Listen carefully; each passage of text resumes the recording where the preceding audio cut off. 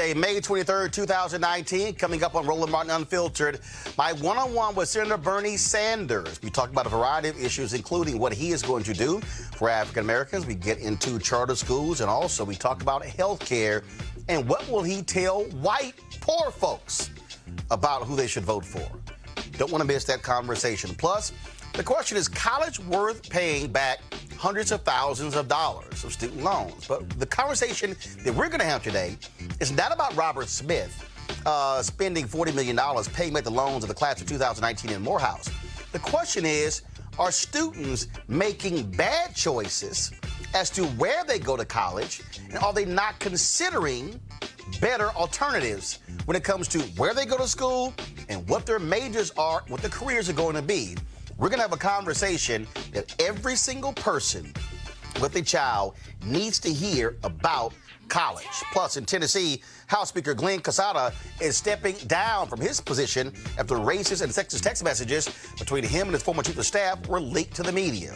Plus, that nutcase Candace Owens was actually in a debate against Dr. Cornel West, my frat brother, on Fox News.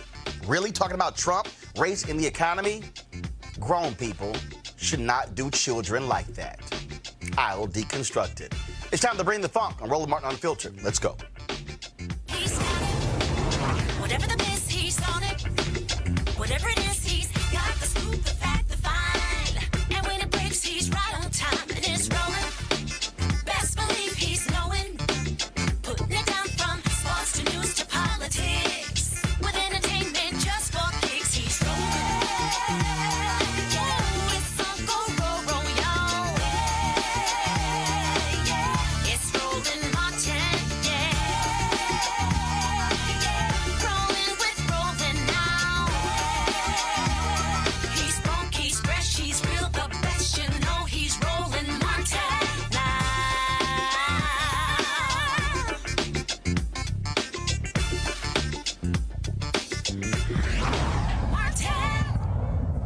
Recent polls have shown that in a matchup against Donald Trump in 2020, Joe Biden is the most likely to win, but Bernie Sanders is not far behind. Polls also show that African-American vote is crucial to anybody winning on the Democratic side.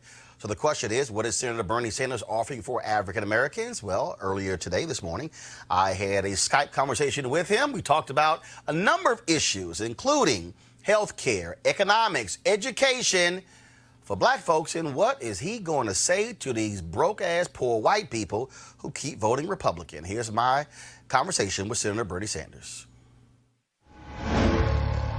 All right, Senator Bernie Sanders, glad to have you on Roland Martin Unfiltered. So let's go right ahead and get started. First and foremost, when we look at the state of the race right now, obviously a ton of candidates are in the race, specifically for our audience, for African Americans. What do you need to do to convince African Americans in those critical states that you are the best shot to beat Donald Trump?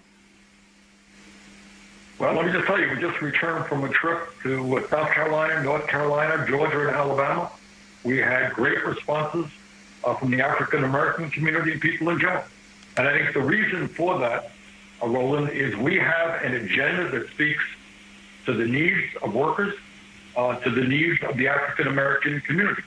And that is an agenda that says that in a nation, we have an economy and a government that works for the 1%. What about an economy and a government that works for all of us?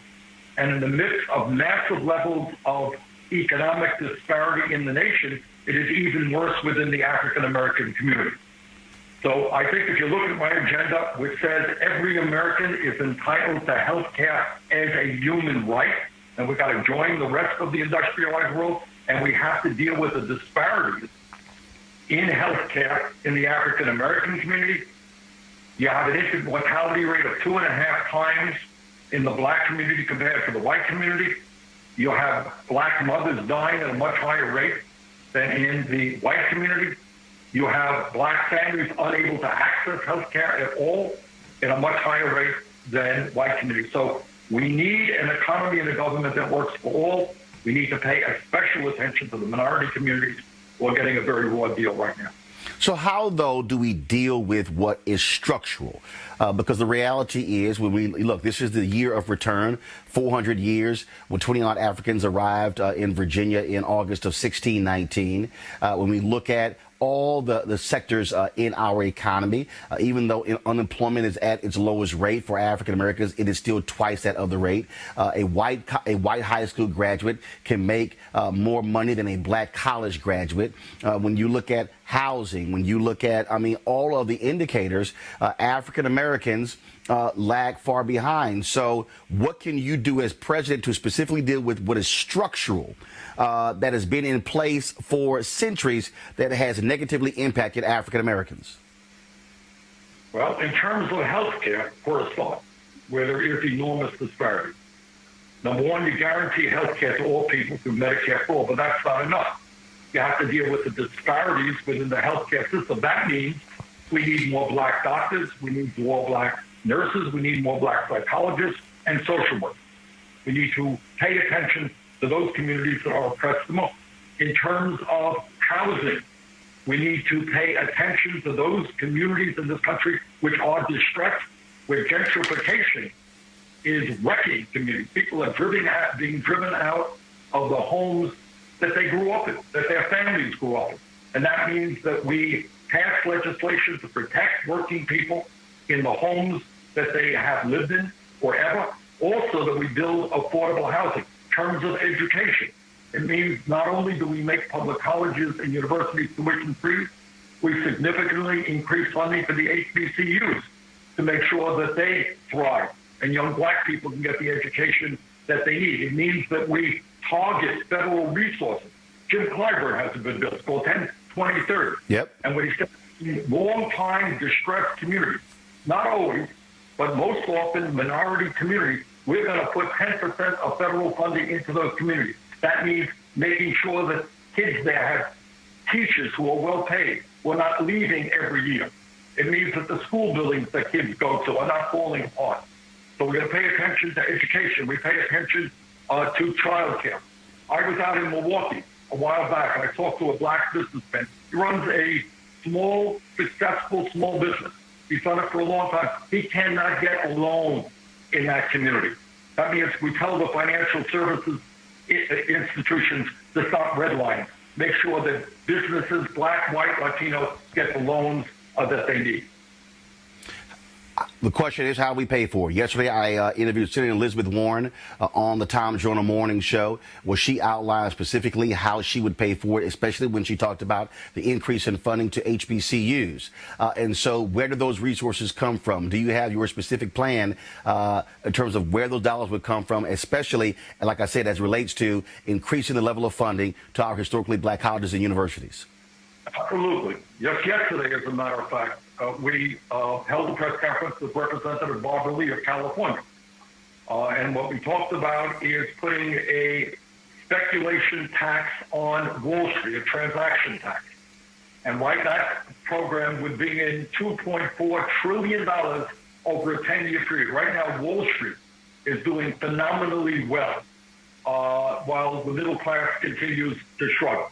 So if you want to make sure that all of our kids have the opportunity to go to college, if you want to make sure that we reduce student debt, which is particularly impressive for African American and Latino kids, then what we need to do is get the revenue, and one very progressive way is putting a tax on Wall Street speculation, $2.4 trillion over a 10-year period. I believe that every kid in this country has the right to a higher education, regardless of the income of his or her family, and we have the money to do that. So we repealed Trump's tax breaks for the rich. We passed this tax on Wall Street. We will have more than enough money to make sure that our kids get the education that they need. When we talk about education, there was a tweet that you sent out this week that I saw it, other people talked about it, where you spoke about charter schools. I asked you, as a matter of fact, this question in 2016 in the town hall that I did with TV1 and CNN. And what jumps out at me is this interesting, is that 90% of all kids are in traditional public schools, 10% are in public charter schools. Yet there's this perception that somehow charter schools have created the problem for the 90%. We did a poll of African Americans at TV1 where 70+% percent of black parents said they absolutely would enroll their kids in charter schools and support vouchers. Black parents, we saw what happened to Andrew Gillum in Florida. The percentage of black women who voted against him for the Republican candidate, and many attribute that to charters as well. And so how do we deal with that where black parents say, look, I'm tired of my kids being in failing schools. I want an option. But you say you don't support charters. Either you don't support for-profit charters or you don't support all charters. No, I don't support for-profit charters. I don't want Wall Street executives to make money off of education when that money is coming from the taxpayers. That's wrong. So you support nonprofit charter schools, not for-profit charters. Exactly. All right. I think when they have transparency and so forth, of course, we want experimentation. We have in my city 2 good kind of experimental schools that are working pretty well. But we don't want to drain money from public schools to make Wall Street executives even richer. You know, Betsy DeVos is the worst Secretary of Education in the history of this country. She was very active in Michigan, her home state, in pushing these private charter schools. So what we want to do is to make sure, by the way, that every teacher in this country, we are having an exodus of teachers from public schools. They're not making enough. The working conditions are terrible. You know, this is the United States of America. We are the wealthiest country in the history of the world. Don't tell me that we cannot adequately fund public education, that we cannot tell young people that one of the most important jobs that they can do is becoming a teacher to help the younger generation. We can do that, but we need a revolution in education, and I've outlined some of the things that we have to do. But number one, you got to make sure that teachers are well paid and respected. When we talk about education as well, we know what's happening on what's happening with colleges. One of the issues that jumps out is also the discipline issue in schools, the school to prison pipeline as well. What would you do when it comes to the federal standards to those states that are receiving funds to deal with that? We've seen how the federal power has been used to change what happens locally. Of course, you had what took place with Ronald Reagan when they said, fine, if you don't raise the drinking age, you don't qualify for federal highway funds. What would you do to states to say you must address the school to prison pipeline? Absolutely. And I think your point is well taken. And that is the federal government has enormous leverage to be used in urging and demanding that the states do the right thing for people who are hurting. And that is exactly what we will do. Look, in terms of the pipeline, you got failing schools, you have kids who are dropping out, you have kids who are standing out on street corners, and then we're shocked when they do destructive things to themselves or to others.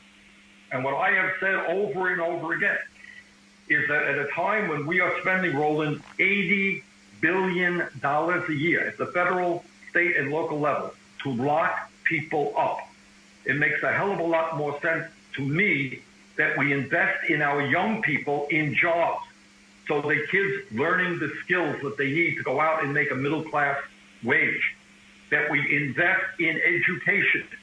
If we have the teachers and we have the mentors, kids should not be dropping out of school. If we make public colleges and universities tuition-free, we open a pipeline up, not down. So instead of investing tens of billions of dollars in jails, and we're working really hard in criminal justice to cut back on the number of people who are arrested and who are put in jail, let's invest in kids, in education, and in jobs. But all of these things are tied together. It also means ending the so-called war on drugs, which has disrupted and hurt millions of people over a period of time. You're looking at a guy, when I ran last time, I said, a little bit insane that we have federal laws that equate heroin with marijuana. And we're making progress in decriminalizing or legalizing marijuana.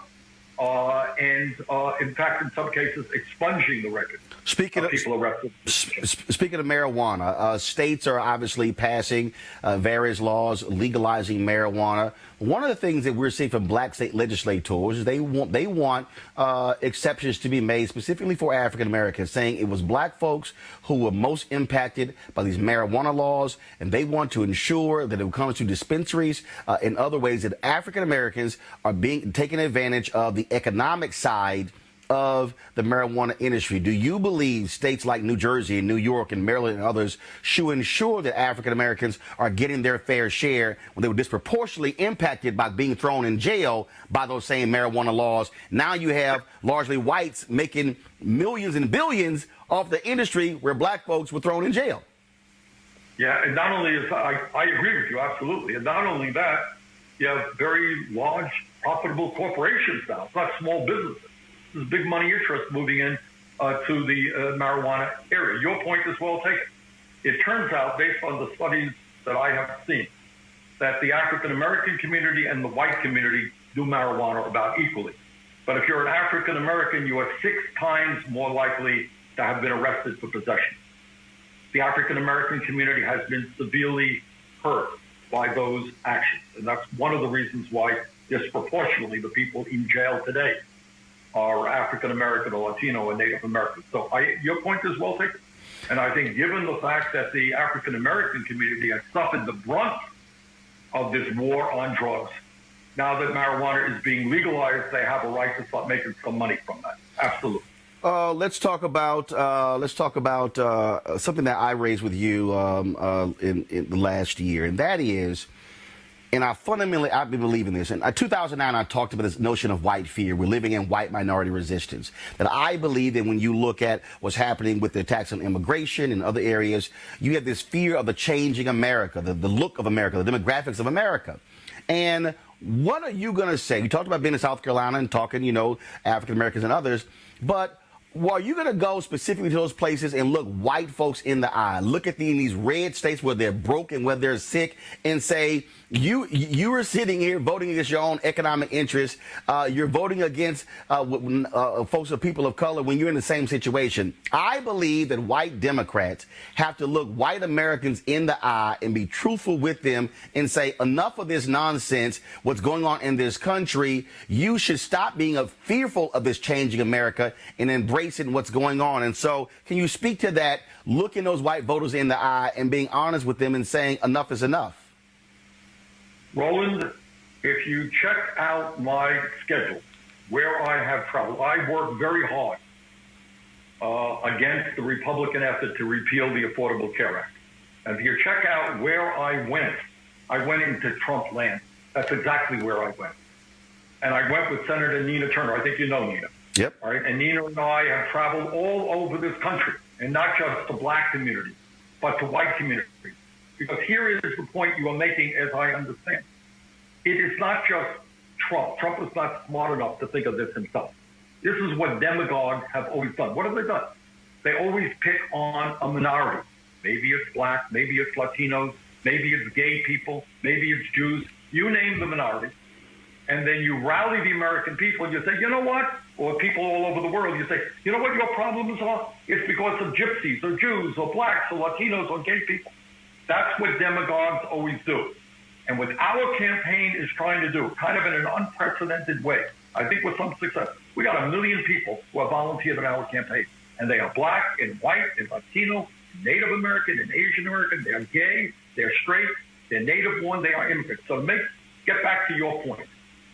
It is unbelievable to me that we have communities all over this country where white families cannot afford health care, they cannot afford to send their kids to college, they cannot afford decent housing, and they're voting for right-wing Republicans who stand in opposition to everything that they need. So to answer your question, if there's any motif in our campaign, it is to end this insane division that Trump is trying to sow, bring our people together around a progressive agenda and an economy and a government that works for all of us and not just the 1%. I want to ask you, I did an interview a couple of months ago with Representative Kia Morris, former Vermont Representative Kia Morris. And during the interview, this is what she said. She said that she was very disappointed that the Sanders Institute would not engage the very communities of color that on whose back Vermont got its progressive reputation and have been on the front lines. She said that folks at the Sanders Institute, they came with this very large open letter of many leaders of color saying we'd like to meet with you because, again, as you were trying to set the agenda for the rest of the world and this nation, we feel that we need to have a conversation first about what's happening in Vermont, which is absolutely reflective of what's happening in the rest of the country. And so can you speak to that? Former Representative Morris saying that people of color in Vermont were trying to get the Vermont Institute to speak to these issues and they were not having any success. Vermont, it was the Sanders Institute, and the Sanders, I think the confusion lied that this was a national and international event. I know Kia. I've spoken to Kia. And by the way, Kia lives in Bennington, Vermont. She's had a very rough time. So Kia is somebody that I have worked with and will continue to work with. But the function of that particular meeting, which was significantly minority represented, as it happened, was to deal with national and international issues. So, her concerns, or those of the people of color in Vermont, they've been addressed? No, they haven't been addressed. But that was not necessarily the forum to do it. That was a different forum. But we will and will continue to meet with the representatives, and I do that fairly frequently, New Americans and the African American community. We've got a couple of minutes left. One of the things that I also want to talk about is you mentioned earlier black businesses, of course, and it was in 2014 when the numbers showed $23 billion in small business loans were handed out in the previous year. Only about $385 million went to African Americans. I pressed the White House, then President Barack Obama and his administration very hard when it came to that. And one of the issues there was that for African Americans were impacted by the home foreclosure crisis. No home, no loan, no business. We talk about access to capital, venture capital in Silicon Valley. We see the exact same thing. How are you going to challenge the venture capitalist community who consistently ignore black entrepreneurs, ignore those ideas? We see it in Silicon Valley. We see it on Wall Street. And that simply furthers this black-white wealth gap in this country as well. What will you do to say this cannot continue, that if we're going to be a nation majority of people of color by 2043, America can't look like South Africa, where you have people of color with numerical numbers, but whites holding the economic power? Well, I think it gets back, the answer to your question is I think, twofold. Number one, you use the bully pulpit and you embarrass people. I was just before this program, I was on a national program with McDonald's workers, people who are struggling to make $15 an hour and form a union. That's an effort I've helped lead in the United States Senate. We're using the bully pulpit, there. We've had some success in that direction with Amazon and Disney, getting them to raise the minimum wage to $15 an hour. So the bully pulpit can work to some degree. You bring these people into the office, and you embarrass them, and you talk about the need to invest in communities that need investment. And the reason that I feel so strongly about this, if we're going to deal with criminal justice, we need to make sure that our young people get decent jobs. And the way that they're going to get decent jobs is through black-owned and Latino-owned businesses who are likely to hire young people. Second of all, getting back to this legislation that Clyburn has been pushing. And that means we invest significantly in distressed communities. And if some of these big companies, these white-owned companies, think that they're going to line up at the federal trough and get federal grants without doing the right thing for distressed communities, they're wrong. It gets back to the point you made early on, using the power of the federal government to demand that we have policies that work for working people and for people of color. The only thing I would say this, and I know we're out of time, is that the Clyburn Amendment, I know it well, the 10, 20, 30, 10% of federal resources going into those counties where 20% or more of the people have lived below the poverty line for 30 years. It's about 400 plus counties that qualify for that. And I've been pushing that for about 9 years now with Congressman Clyburn. 2/3 of those counties are in Republican congressional districts. So you're dealing with a lot of white people in those districts who are also poor. So and so that's also, I think, one of those interesting things that, again, so that amendment would also really be helping, frankly, more poor white counties than people of color. But hopefully that Congress will see the need for that, because yes, the money should go where the need is, as opposed to where it is now. Yep. And we, instead of giving tax breaks to billionaires, let's pay attention to the distressed communities. Let's help those businesses that are creating jobs, small businesses, minority-owned businesses. Let's make sure that every kid in this country gets a good education and the opportunity to go to college. So I think the Clyburn Amendment is a good framework for that. And all right. Senator Bernie Sanders, always a pleasure. Thanks a lot. Thank you, Roland. All right, folks, let's talk to our panel. Dr. Greg Carr, Chair of the Department of Afro-American Studies, Howard University. Eugene Craig, CEO, Eugene Craig Organization. So, gentlemen, your thoughts on what Bernie had to say, Greg? Well, Roland, that was the most focused interview with Bernie Sanders has given that I've seen with a person of African descent about our issues. I thought the charter school point that you raised was very good. He was very clear. It's not about nonprofit charter schools, public charter schools. It's about that for-profit piece, delinking corporate wealth. And on a day when Donald Trump just handed out $16 billion of our tax money to farmers in his trade war with China, I thought it was very important that you continue to push him on this theme of how we use federal government to improve the lives of everyone, not just education, but as you dovetailed there at the end, the question of raising people out of abject poverty that is as a consequence of this extreme wealth inequality. It was a good, solid way to have Sanders address the racial elements of wealth inequality and income inequality. So that was very powerful. This is a great, hard-hitting interview. It's the first time Bernie's not able to duck and dodge black issues, issues that affect black people, and get answers from him on issues that affect black people. I mean, he did try there towards the end to fall back on his, we want to deal with wealth inequality for everybody, or poverty for everybody. But here he's talking to a black audience, and when he's talking to a black audience, he needs to address things that deal with black people. He needs to address the situation with Rep. Nakia and Vermont. He needs to address the situation of capital going into black businesses. I know it's kind of runs antithesis to his platform and some of his core beliefs. But if we're going to have a serious conversation about black economics and raising the black community's economic status, a lot of that's going to come from the development of black economic development and black business. There has to be a firm discussion about capital going into the black community. I'm looking on Instagram, and so somebody going by Real Brother Radio Network said Roland is wrong about South Africa and Obama's $27 trillion deposited into the Fed, Bank, and Treasury, not helping blacks. Of course it did.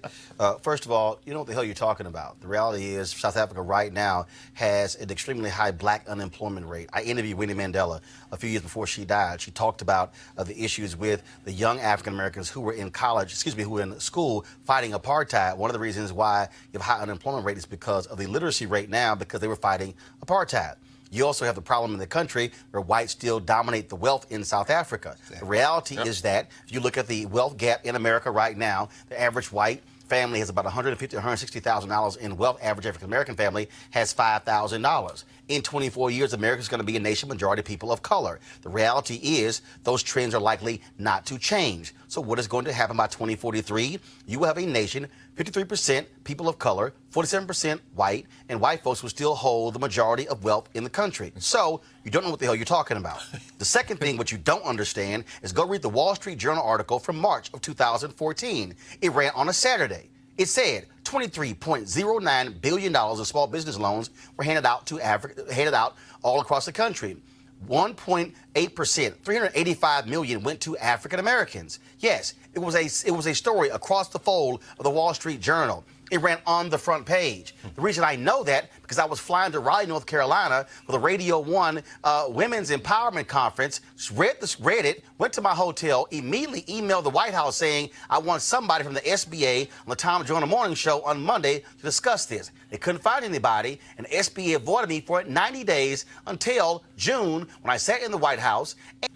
I mean, I don't understand these people who don't quite understand that the fundamental issue that you have here is for African Americans, largely our wealth is a result of homes. You get a home foreclosure crisis in America, but guess what? No home, no loan, no business. And the issue is still there. You have African Americans with strong business plans. You cannot grow capacity if you don't have wealth. Also, radio, whatever the hell your name is, there are 2.6 million black-owned businesses in America. 2.5 million of them have one employee. The black-owned businesses in America right now are doing, on average, $54,000 in annual revenue a year. So we've had a 700,000 increase in black-owned businesses, yet we had 1.9 million black-owned businesses. The average revenue was $110,000. So here we have an increase of 700,000 black-owned businesses, and we still have only 100,000 of them with more than one employee, and they're averaging 54 grand in revenue. That's not how you change economics in America. No. And Roland, it's funny you mentioned that South Africa. It's one of my good young brothers who was a sophomore, junior at Temple now, just came back from South Africa the other day. We were talking about it. He talked to a lot of those young people over there, the so-called born frees, the kids who were born after the elections of '94.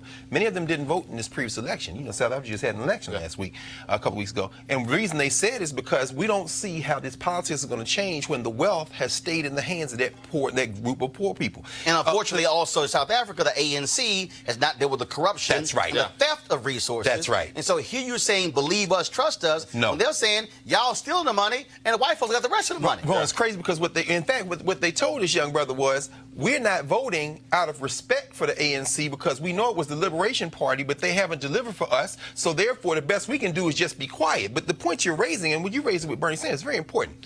What is the function of government in a capitalist society?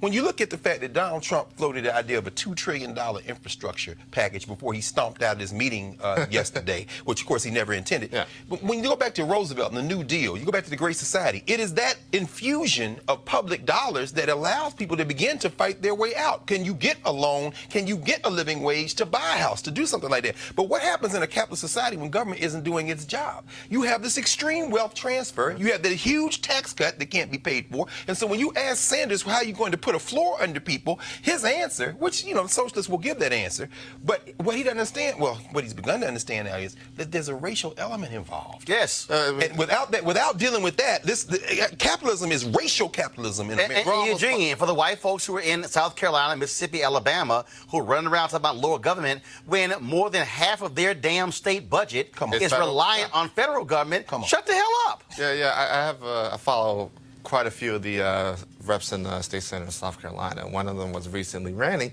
about how about $9 billion of their state budget comes from the federal government. And I'm just like, hey, if you grow your economy, you know, you may not have that. You may not have that issue. But you make a very valid point here. You know, when it comes to Bernie Sanders, he's 5 years into this game at this point. You know, he should have a firm grip after running in 2016, serving United States Senate with the transition and the political climate that we've gone under the last 10 years, you know, things that affect black people. When it comes to the society that we live in, there has to be access to capital.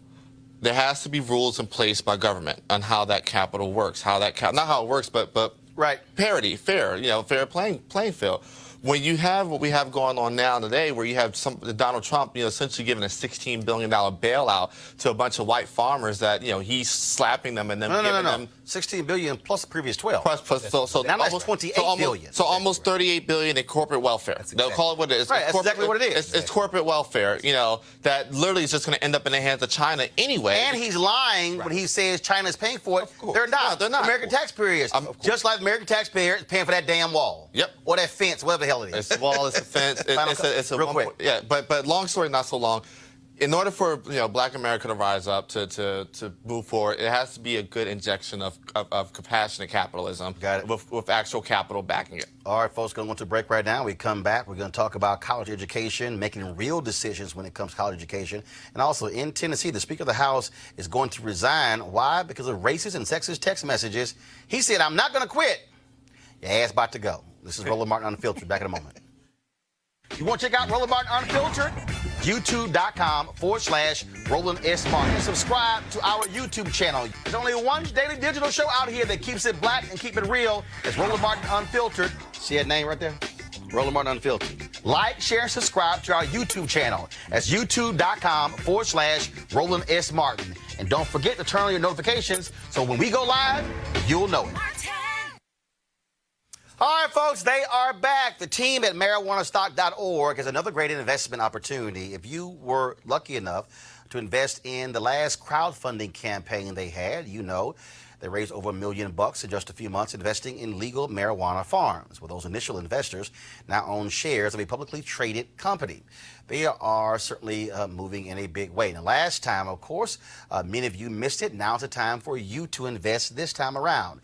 And here's some good news. We have a new investment opportunity that is as good, if not even better, than the last one. I'm talking about the hemp industry. For years, hemp has been primarily used for industrial purposes as it is capable of producing hundreds of crucial resources like paper, clothing, building materials, biofuel, food products, oils, and much more.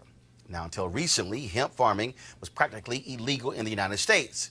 Also was heavily regulated by the DEA. However, a 2018 Farm Bill recently passed in Congress, making it legal to grow hemp in the United States. It is creating one of our country's newest commodities. This opportunity gets even better than that. For those who don't know, the hemp plant is also the non-psychoactive cousin to marijuana. The hemp plant has a higher concentration of CBD than marijuana, which means hemp gives you all of the medical benefits of marijuana without getting you high. Now, all of this makes for an incredible growth opportunity, and that's where our good friends at 420 Real Estate come in. Their business model is simple. They buy land that supports hemp, grows operations, and leases it to licensed, high-paying tenants.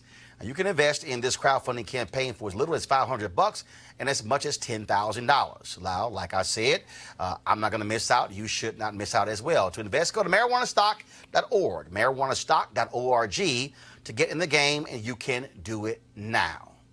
All right, folks, let's now talk about a crucial issue, and that is one of money. And a lot of people are talking about what took place in Morehouse College on Sunday when Robert Smith, the richest African-American in the country, said he was going to pay off all the debt for the Morehouse class of 2019. They're estimating that could be around $40 million. Now, it was really interesting to me is seeing these people write these columns saying, oh, is that right? Is it fair? Or is really not that major of a deal? Or I saw one piece by Splinter saying, well, this is not really a heartwarming story. All y'all can go to hell with that BS. Here's the deal. There's $1.5 trillion in student loan debt in America. That's more than we owe for cars, credit cards, and second only to mortgage debt. Now, April 2019, the Wall Street Journal showed that the median HBCU alumni had roughly 29. Actually, we are not, because I want to actually have a different conversation. And this conversation I want to have deals with the issue of, are we making right choices for where students go? Two, are these students making the right choices when it comes to majors? Let me unpack this. One of the reasons why I want to talk about this here, because when I was reading one of the stories about the Morehouse students, one of them said that before graduation, he was looking at owing $200,000, and he was a sociology major. So I'm reading the story, and I'm going, you're a sociology major. So what job does he plan on getting when he graduates? And what is the earning potential of that job over the course of 10, 20, 30 years? And if you factor that in, why would you go to Morehouse? Because it's private. Now, a few years ago, New York Times had a story about this young lady. She went to Ohio Wesleyan. She incurred about $150,000 in student loan debt. Her parents could not qualify. First of all, they made too much money to qualify for federal financial aid, so her parents took out private loans. The story talked about her working a couple of jobs and trying to make ends meet, and she was just angry and upset because she majored in English. Her plan was to be an English teacher.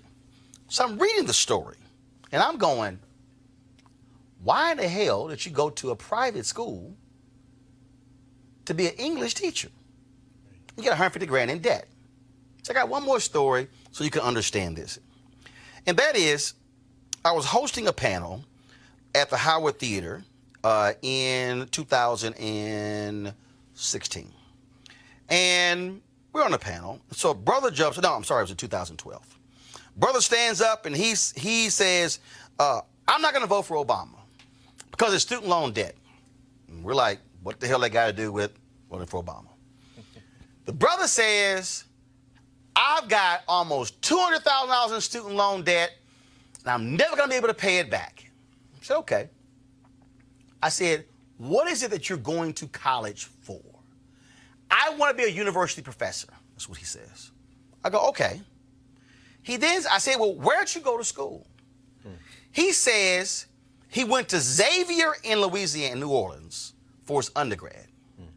He went to Xavier for his master's, and then he was at Tulane in New Orleans for his PhD. And the panel's going to ask, I said, no, I got this one. I said, who told your dumb ass to go to 3 private schools? The brother was angry about student loan debt, yet he made the decision to go to 3 private colleges.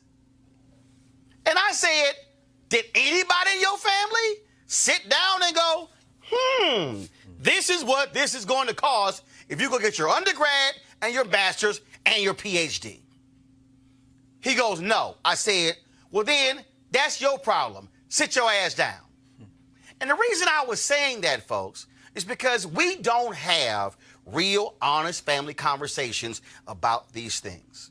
What we've done in America is we've created this whole scenario where, baby, you can go to any school you want to go to.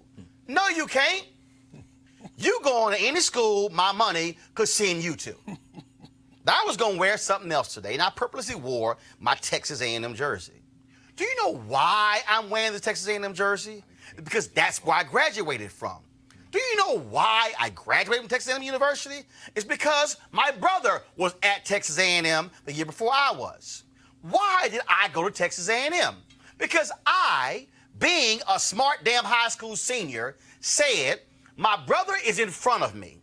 My sister is behind me, which means that my parents, who never have made more than 50 grand combined in their entire lives, are going to have 3 kids in college at the exact same time. Now, coming out of Jack Yates High School, Magnet School of Communications, I was voted the best student there. When it came to journalism, if I want to use sports, I was a 5-star player. I could have gone to Northwestern, to Syracuse, to Missouri, all these top schools. In fact, I could have stayed in Texas and got to the University of Texas, which had the top journalism program in the state. I could have gone to North Texas, and they had the second best program. But I said, no. Why? Because my mama and my daddy had finite money. And if I'm going to the same school as my brother, that means that they could visit both of us at the same time. When it was time to go home, we could travel home together. If I needed something, I can get it from him, he can get it from me.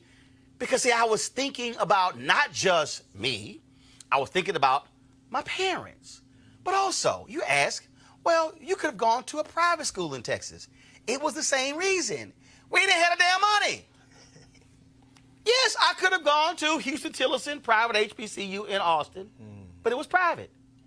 I could have gone other places. But I was thinking, and I said, first, I'm going to get a job anyway. So it doesn't matter the particular university.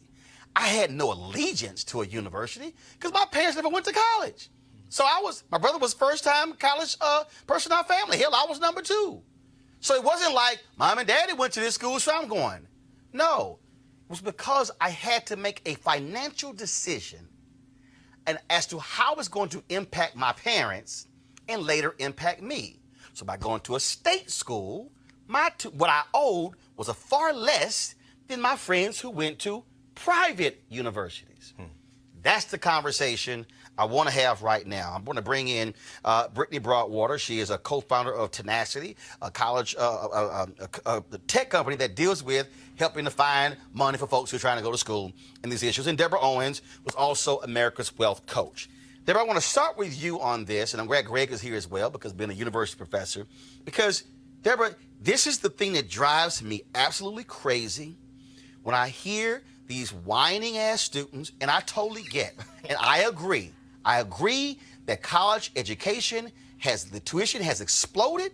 It costs way too much money. It has turned into a game of the haves and the have-nots. And it was much cheaper, obviously, when I graduated, went to college in 87, finished in 91. But the fact of the matter is this, Deborah. We have people who are making idiotic decisions as to where they're going to school, and they're not sitting down and running the numbers and saying, what is going to be the impact, not just on me paying it back, but the hardship on my family when it comes to, because they largely co-sign on these loans. Your thoughts? Well, we've talked about this often on your show, and the reality is that college is a financial decision.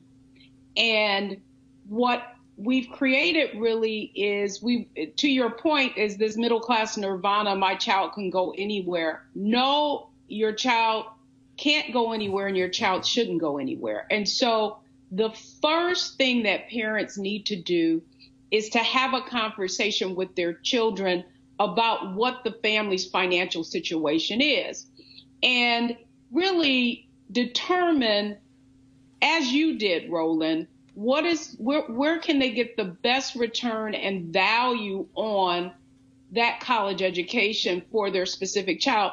And I would almost submit to you that not all children should attend college right out of high school, because in many cases they're not mature and they really don't know what they want to do.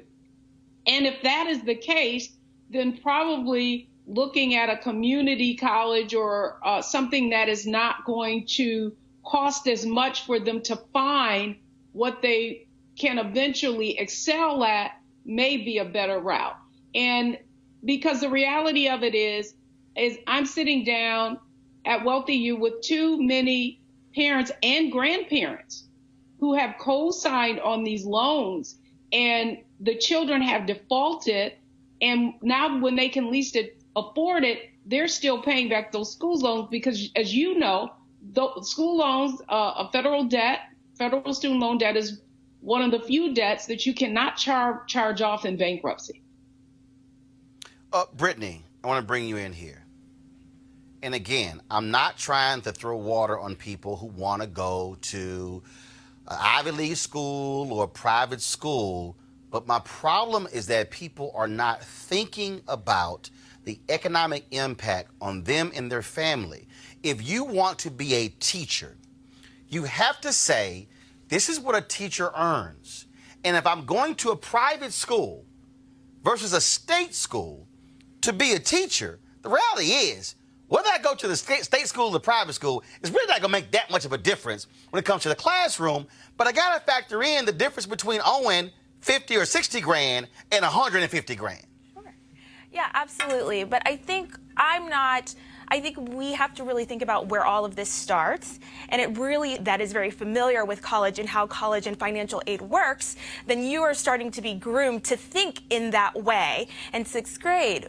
But if you are a community that is disproportionately affected by the college knowledge gap, which would be low-income students, first-generation students, Native American, Native Hawaiian, then you don't have access to that same information. You don't have somebody in your household who has necessarily gone to college and is familiar with this financial process. Yep.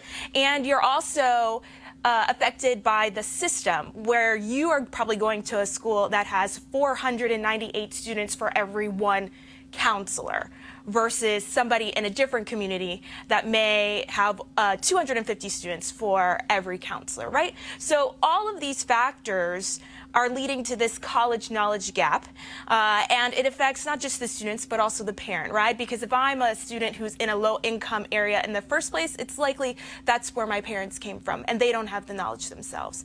And so really, as a country, that is where we should be focusing our resources and closing this college knowledge gap. Greg, when I mention the majors, that's what drives me crazy. when I talk to my nieces or I meet people, and they say, I'm going to major this. I go, no. what are you planning to do? Right.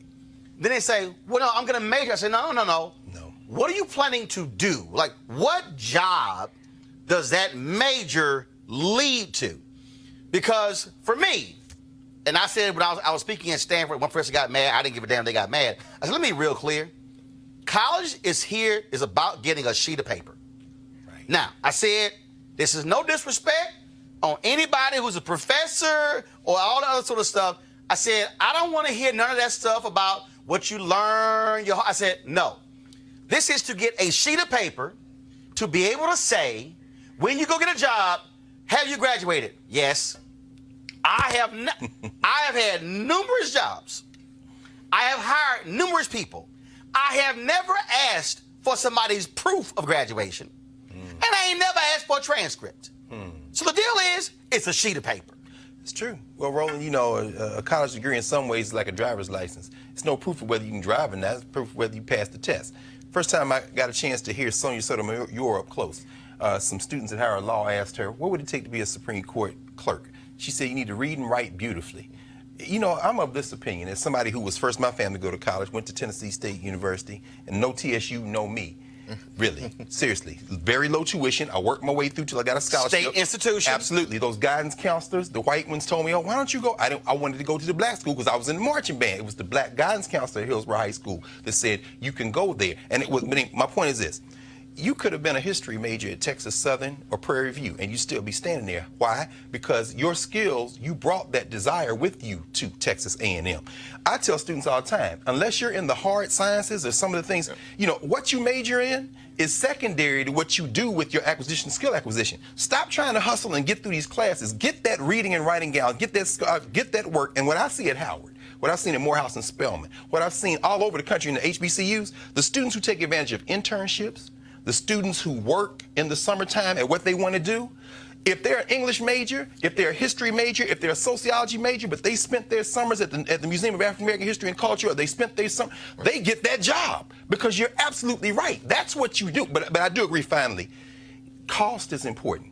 Do your first 2 years at a community college and transfer into that public HBCU, or get that high GPA and flip it. But if you don't have advice, you're absolutely right. You're going in with blind. Hey, Eugene, go ahead. So I'm actually a product of this. When I was in, senior of high school, I was dead set on going to University of Delaware.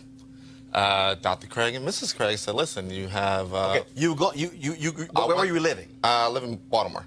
You in Baltimore? You plan to go to University of Delaware? I wanted to go For what? I loved it. Yeah. I love the campus. Well, okay, got it. About Okay, got it. Okay. But the conversation that we had is this: you can go to Penn State where they met. We'll pay for it.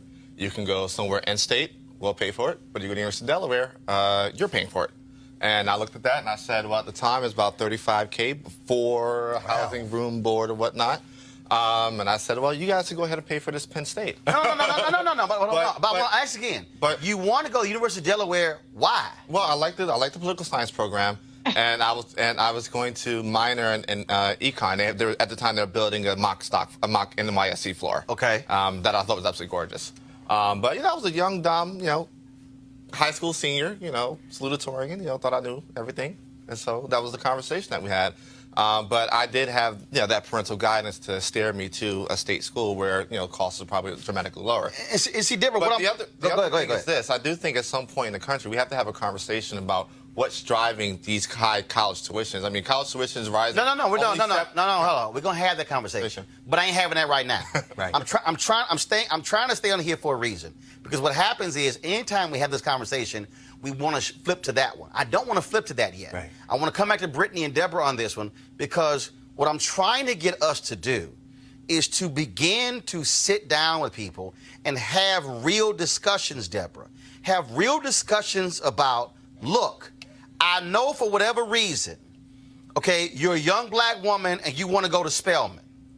But the reality is this: we may be able to get you through 2 years at Spelman. But what's going to happen is your third year is going to be economic hardship.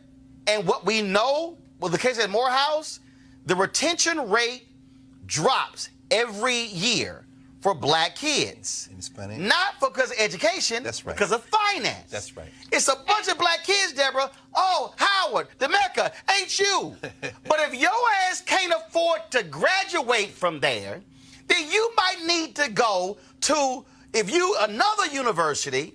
If you in Baltimore, you want to go to HU, but you ain't got HU money because it's private, you might need to go to Morgan State. Yes, sir. You might need to go to Bowie State. And so that's what I'm meaning. What I would say, Roland, I think it's two things. I think, as a community, speaking specifically to the black community, is that planning comes even before the 6th grade. It comes when you have children, right? And so what we must do is start saving when we have children and start putting money into accounts, now 529 accounts, so that we're planning and we're opening up the opportunity for our children. The other point I would make is that if you have an academically gifted child, and I'm sure Brittany will talk about this, there are a number of scholarships out there. In fact, I have a great friend. They literally, if you go into the United Negro College Funds database, they have all of the scholarships that you can apply for, and they basically made it a job for them and their kids. And when their kids went to college, they ended up with an additional $50,000 that they did not even have to use. And so, cost is one thing, but we also have to be strategic and really look at our children and what their strengths and gifts are and begin to position them and take advantage of opportunities that can mitigate and in some cases almost eliminate that cost. So I'd really like for Brittany to talk a little bit about what parents can do and how her tool perhaps helps parents identify those opportunities. But while you're doing that, I want you to do that. But also, I want to deal with the reality of the kid who's not gifted. I want to deal with the reality of having an honest conversation with your child who is a sophomore in high school or a junior or senior, saying, what do you want to do? Because here's what Roland's not going to do. I'm straight up. I got 9 nieces and 4 nephews. Uncle Roro has no plans to send your little ass to college, and you're unclear about what you're trying to do, and I'm spending money while your ass trying to figure it out. Because what I'm not going to do is pay for a 5th and a 6th year. Ooh. I'm paying for 4 or 4.5. But we ain't getting to 5 and 6 because you switching majors and you going here, because the decision to switch majors has an economic impact on the family. And so what I'm trying to get us to do is to understand there's a dollar attached to every decision. Brittany, go ahead. Sure. And I think what it is, it's a matrix. We have to figure out what is the best fit college for you. And certainly finances are a part of that. About 95%. It's a large part of that. But a lot of the issues that we end up with are because we don't actually understand the financial aid process. So the professor here shared, you really should consider perhaps starting off at a community college because it tends to be more affordable. I would say... Oh, don't run over that, because the problem is, I don't care if your ass trying to get away from home. I don't care if your high school classmates going somewhere. Right. Sure. That decision is still an economic and an academic one, and you got to walk somebody through. No, absolutely. But you also have to understand that for some people, going to Stanford University could be more affordable than going to a community college. Right? Mm-hmm. Absolutely, right? So you have to understand how financial aid works. If your household income is less than $65,000, I'm using Stanford as an example because that's my alma mater, then you will go to college for free. If you have a certain academic and you get admitted. If you're admitted, right? If your income is under $125K, they are going to send you there and be a generous scholarship fund for you so that you don't have to take out private loans. And they're going to ask very little from your parental contribution. So it's really important to understand the financial aid process. For our students that aren't in that top tier and have the opportunity or meet the standards for going to some of our more selective colleges. It's really, yes, about having the appropriate conversations. And having a financial conversation is not even easy for adults to do, right? So let alone children. Our app definitely goes through and actually has a script that you can literally sit down in front of your parents and say, I'm just going to follow this script right now to have this conversation with you. But again, we have students coming from all different backgrounds, and we hear stories even about students culturally that are coming from different countries that want to engage in this process. And their parents say, well, I come from a country where we don't give the government any information about our finances, any of our personal information. There's no way I'm about to give the United States government some of this basic tax or Social Security information. They don't understand that. So we're really having to really address a lot of different barriers when it comes to this knowledge gap. And I'm pushing so hard on this. I'm pushing so hard on this because, again, sure, you have all these candidates who are talking about college should be free, but it ain't happening next week. No. And it's not going to happen in the fall, and it's not going to happen by the fall of 2021. So we have to be real about this. We have to be real with these expectations. And I'm so adamant about it when it comes to career, but also when it comes to college, because look, I look at my sister. My sister and her husband, they got 4 kids. Okay, she's a Texas A&M graduate. He got his master's from there. I'm an A&M graduate. My brother's an A&M graduate. My wife's sister's an A&M graduate. I've got several cousins, so there are probably at least 10 black Aggies, which is rare in our family. They've lived in College Station. Okay, their 4 kids were raised in the Texas A&M ecosystem. The first one, did she want to go to A&M? Yes. Baylor University, private, offered a hell of a lot more. Her ass at Baylor. Right. The second one wants to major in business. Applied to the Mays Business School. A&M accepted him. Not much money. Seton Hall threw a crazy package at him. He in New Jersey. In Jersey. The third one wanted to get her undergrad and master's at the same time in architecture. Texas A&M only offered 1 degree. Again, it was, I want to do this, not undergrad and get my master's. A&M went off the list. It was down to Howard, Virginia State, Penn State. She went to Howard first, fell in love, I'm going to Howard. Now, me personally, she made a mistake. Why? Because I would have said, no, you're going to go visit the other 2 schools as well. Sure. Then what? No, here's why. And what's the financial numbers? Now, granted, my brother, my sister and her husband are going, hey, we got to figure this thing out. But I'm still looking at dollars and cents. Now, fine, you fell in love with it, but I still look at economically, how does it impact? Now, if a parent says, we're going to bear the brunt of the cost, I'm cool with that. I'm speaking of a lot of our folks who don't, first of all, have 2 parents with 2 incomes, who have to make those decisions, Greg. And I want us to learn to, like your parents did, who could have sent you anywhere, to be honest, but they said, look here, Eugene, we cutting the check. So how you feel is one thing, but we also cutting the check. Greg, go ahead. Well, very, very interesting. Brittany, what you raised, that word is very important. It's a matrix. So let's say that she picked Howard for this architectural dual. The network Howard has means that if she goes through that architecture program at Howard, she gets in the front of the line of architectural jobs in Jamaica, Nigeria, Brazil. I've seen it with my own eyes. Same thing for a lot of HBCUs. Engineering, North Carolina A&T.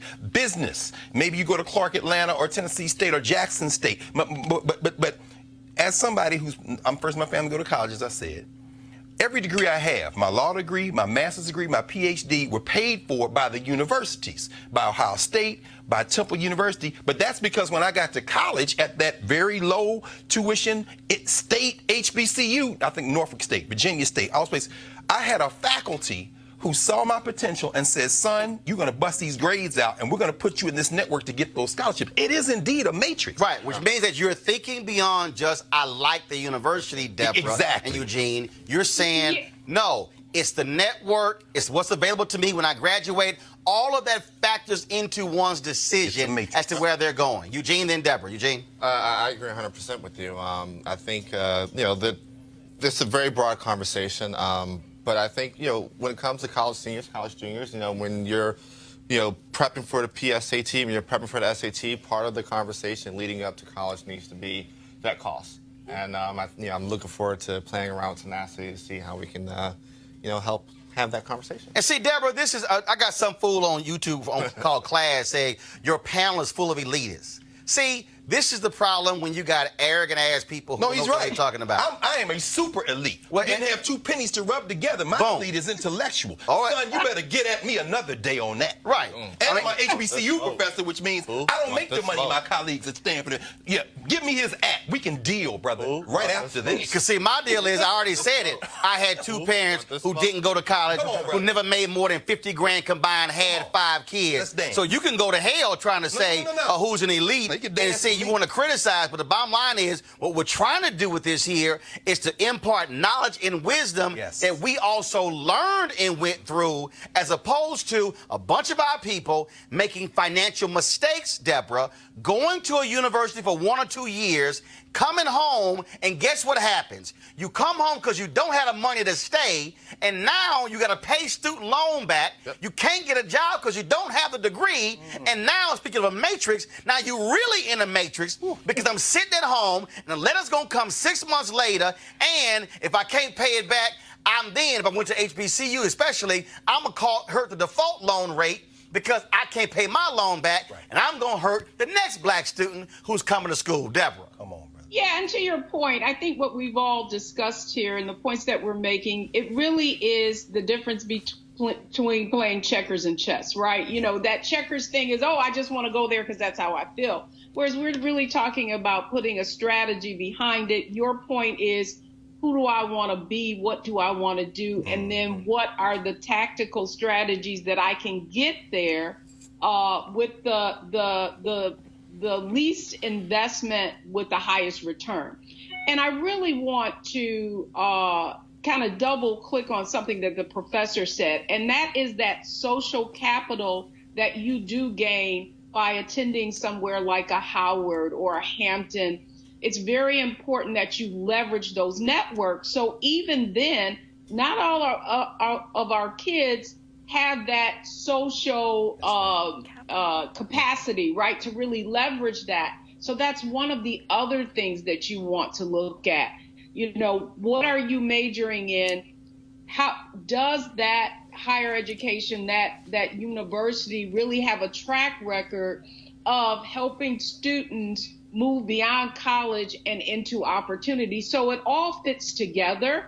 But to the point that we're making is, you cannot just make a decision from emotion or allow your children to do it. They have to understand what resources you're working with, and then what their responsibility is in achieving, once they do attend, you decide on something, what their responsibility is in holding up to that bargain and valuing what it is you've all decided to do. And again, for me, Brittany, the issue that I have here is what I'm looking at. I'm looking at the reality that a lot of African Americans are not graduating from college, not because they don't have the ability or because they flunked out. It is because of finances. And that decision as to where you go to school is directly impacted by those previous years of conversations. Not just your academic study, not the scholarship that you may have received, but it's a question of, again, things you have to think about. For me, I understood that if I chose to go to school out of state, how am I getting home? Where's the money going to come from for me to fly home and to fly back? Where's the money going to come from if I want my parents to come for Parents' Weekend?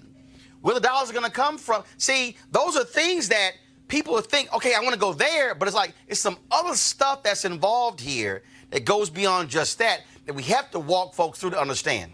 Yeah, and it's an entire list of things, right? But this is part of that financial conversation that we have scripted out for you, right? So it's not just about tuition and room and board, but also food in some cases.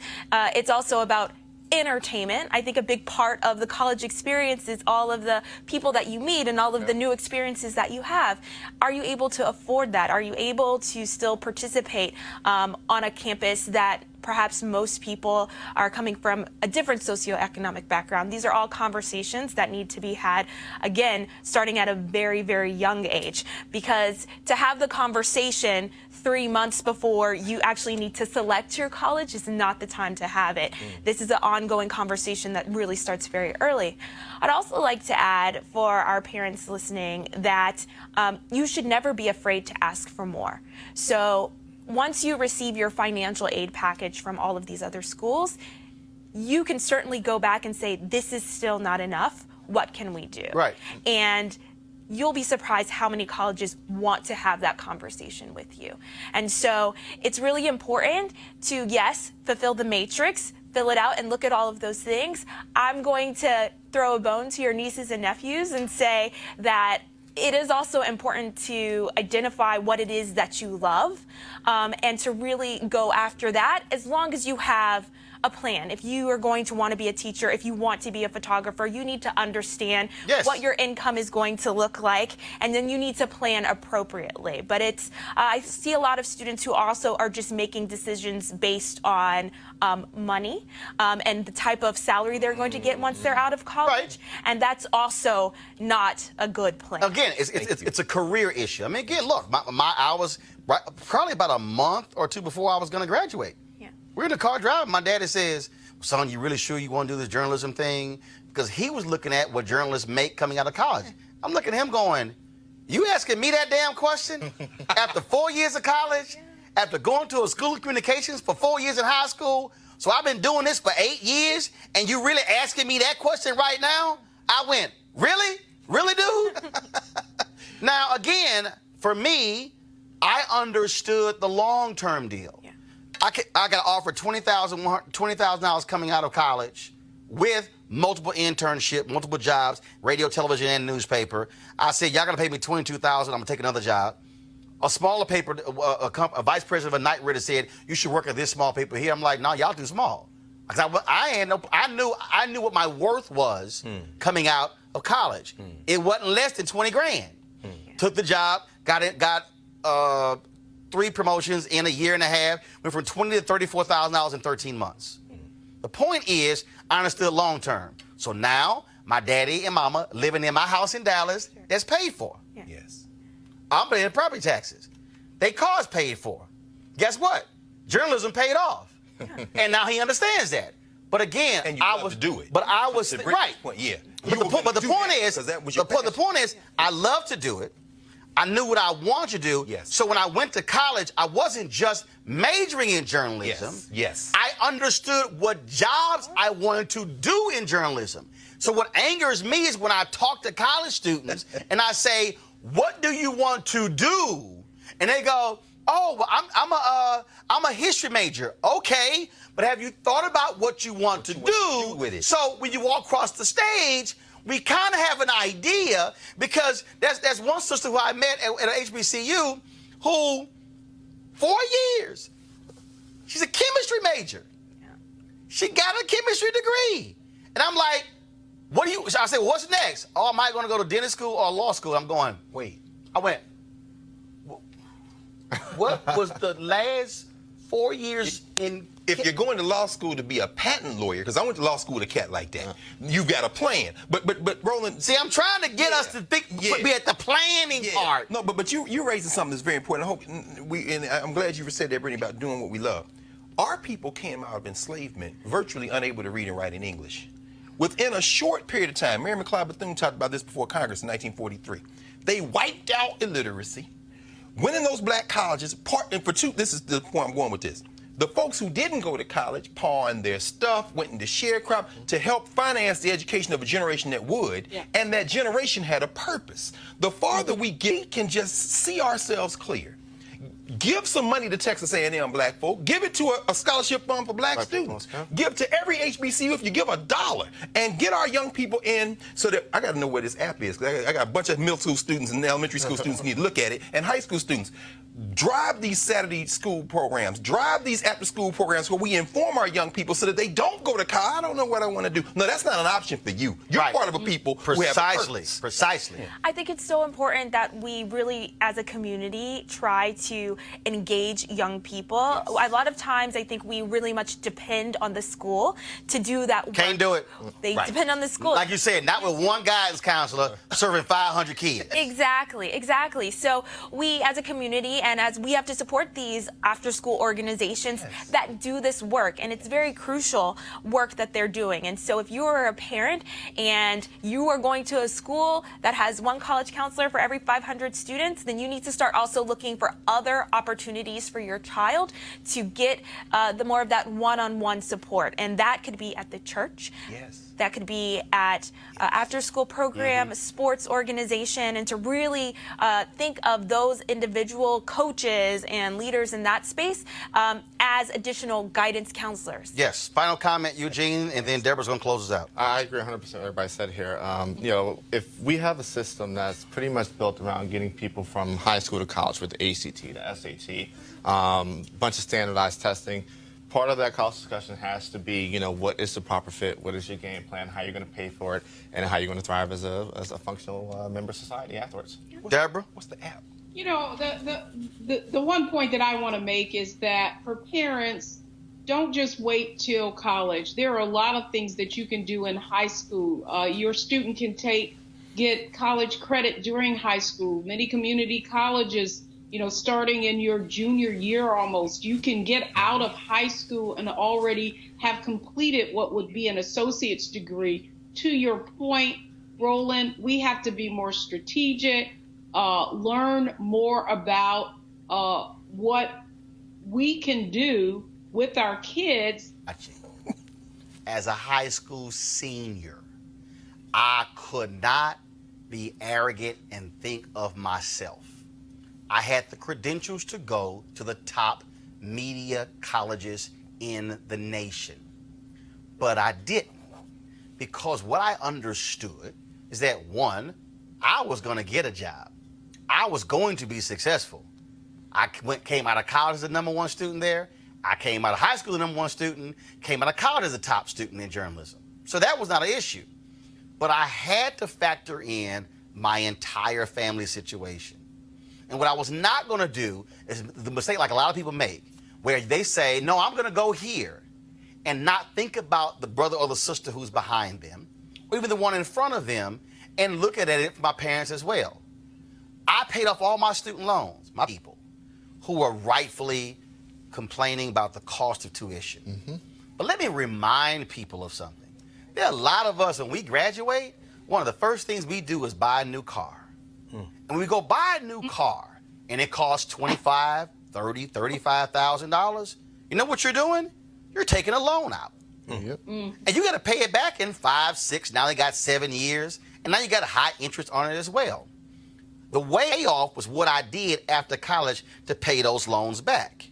Now, it's a different conversation if you have student loans that amount to buying a S-level Mercedes or buying a Rolls Royce. It's a different conversation. But what I'm saying is this here. I didn't necessarily look down on $30,000, $50,000, or even $75,000 in student loans, because I looked at that as what gave me an opportunity to be able to be successful in life. All I'm saying is we have to change our thinking. And again, for those who y'all think I'm talking crazy, Mom and Daddy never went to college. Come on. Never did. Both high school graduates of Jack Yates High School. But I knew how to read. I knew how to talk to people. I knew how to talk to people who had already been there. I gleaned knowledge from all those sources, which made it easy for me to be able to go through this process. And that's why we want to do this show, because we're trying to help people make better choices, because we don't want our folks to be behind again. It simply can't happen. Now, real quick, the Speaker of the House in Tennessee, he's resigning because racism in text messages. That's all I need to give. I was going to talk about that fool Candace Owens of Cornell West. I ain't wasting my damn time. This is more important. So here's the deal, folks. We got Devon Franklin. It's going to be our show with him. My interview one-on-one with him is going to air tomorrow. My staff is... I was recently in Atlanta for our School Choice is the Black Choice Town Hall event. There was an elementary school in Atlanta, folks. This is a black elementary school. 5% of the school students were reading on grade level. I'm going to repeat that. In Atlanta, 5% of the children were reading on grade level. So you then have to ask the question, what's going to happen when they're in middle school? What's going to happen when they are in high school? Will they ever be able to catch up? Will they be consigned for the entire life of being behind?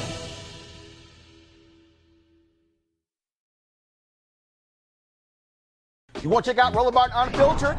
YouTube.com/Roland S. Martin. And subscribe to our YouTube channel. There's only one daily digital show out here that keeps it black and keep it real. It's Roland Martin Unfiltered. See that name right there? Roland Martin Unfiltered. Like, share, and subscribe to our YouTube channel. That's YouTube.com/Roland S. Martin. And don't forget to turn on your notifications so when we go live, you'll know it. You want to support Roland Martin Unfiltered? Be sure to join our Bring the Funk fan club. Every dollar that you give to us supports our daily digital show. There's only one daily digital show out here that keeps it black and keep it real. It's Roland Martin Unfiltered. Support the Roland Martin Unfiltered daily digital show by going to RolandMartinUnfiltered.com. Our goal is to get 20,000 of our fans contributing $50 each for the whole year. You can make this possible. RolandMartinUnfiltered.com. Hey fam, want to check out Roland Martin Unfiltered? The blackest show on all of digital, cable, and broadcast. Check out our audio podcast.